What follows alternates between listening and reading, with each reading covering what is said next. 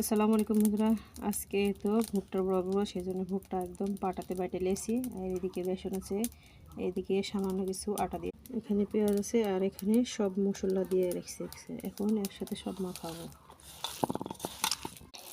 এদিকে কড়াইতে তেল দিয়েছি, গরম হয়ে গেছে, এখন দিয়ে দিচ্ছি বিসমিল্লাহ।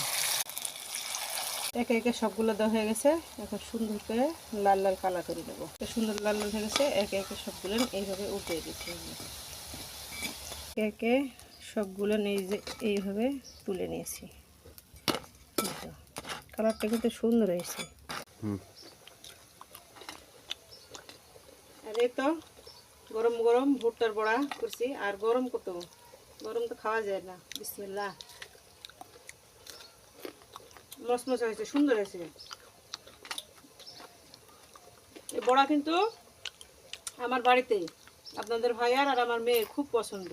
আর আজকে একটু ঝাল ঝাল করে করেছি, কারণ অঝালা জিনিস ভালো লাগছে না।